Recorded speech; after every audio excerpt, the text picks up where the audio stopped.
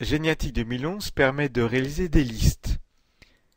Des listes ascendantes pour voir tous les ancêtres d'une personne, des listes descendantes pour visualiser tous les descendants, enfants, petits-enfants, arrière-petits-enfants et ainsi de suite, des listes éclairs pour visualiser les noms et les lieux dans lesquels vous effectuez vos recherches, des listes sélectives pour imprimer par exemple la liste des événements dans une commune donnée.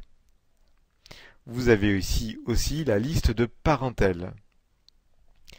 Un clic ici sur liste de parentèle et vous avez pour une personne ses parents, grands-parents, arrière-grands-parents, trisaïeuls, frères et sœurs, cousins, grands-oncles, grands-tantes. Vous avez en fait toutes les personnes dans sa parenté jusqu'à 8 degrés civils. Cette liste peut s'enregistrer, s'imprimer ou s'exporter en PDF ou vous pouvez aussi l'envoyer par mail à une personne. Allons dans la liste ascendante. Tout d'abord, vous choisissez votre modèle. Ici, vous avez des modèles en couleur, des modèles simples, des modèles compacts ou des modèles tableau par exemple. Prenons le modèle défaut. Vous cliquez sur Suivant en bas. Vous allez choisir le type de la liste, complète ou patronymique, donc seulement sur le nom de la personne. Vous allez sélectionner la personne, ici c'est Martin Dessieux, si ce n'est pas le bon individu, vous cliquez sur Sélection d'une personne. Vous choisissez le nombre de générations. Et vous pouvez aussi limiter l'exportation, par exemple en supprimant les événements postérieurs à 1900. Notamment si vous devez publier cette liste dans un groupe de discussion ou sur Internet. Dans Choix des données, vous choisissez les données affichées.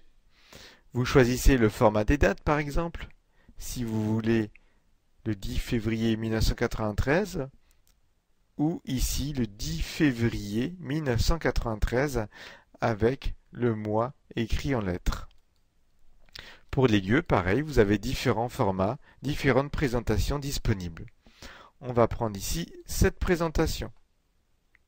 Dans Police, vous pouvez choisir les couleurs de chaque donnée. Ici, par exemple, c'est du bleu pour les hommes. Je vais réaliser la liste. Elle apparaît ici à l'écran avec génération par génération chaque personne, la naissance, le mariage et la profession. Cela va vous permettre, par exemple, de voir automatiquement les dates qui vous manquent. Bien sûr, comme la parentèle, vous pouvez imprimer, exporter ou enregistrer le document. Remontons dans l'arbre généalogique et allons faire une liste de descendance. Vous avez l'exemple ici qui apparaît ici à droite de votre écran. La personne de départ, son conjoint, et vous avez génération par génération tous les descendants. Vous avez une indentation, c'est-à-dire un décalage à chaque génération. Là aussi, comme pour les listes ascendantes, vous avez différentes parties pour choisir ce que vous voulez afficher.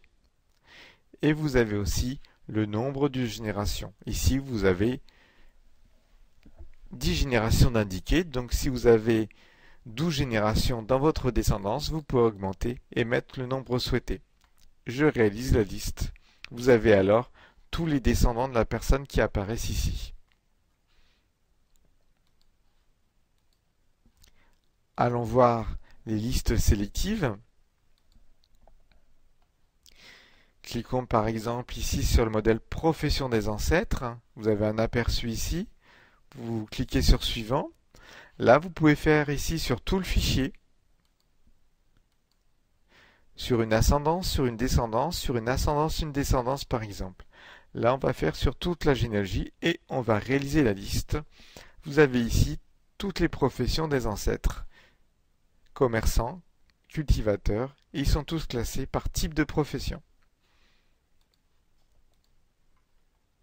Vous avez de nombreux modèles, donc pour imprimer la liste des événements dans une commune donnée, pour imprimer par exemple un éphéméride, on va réaliser ce document sur toute la généalogie. Voilà, vous avez un classement ici, siècle par siècle et après, année par année, de chaque événement.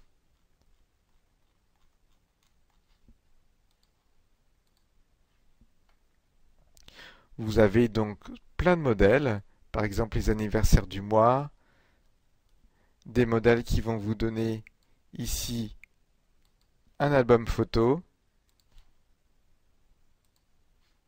sur toute la généalogie. Je réalise la liste. Voilà, j'ai toutes les photos de chaque personne. Donc grâce à cette liste sélective, vous allez réaliser différents documents et en effectuant votre sélection sur une partie de la généalogie ou sur tout le fichier de généalogie. Alors qu'en liste ascendante ou descendante, eh bien là, cela ne se fait que sur une partie de la généalogie à partir d'une personne donnée.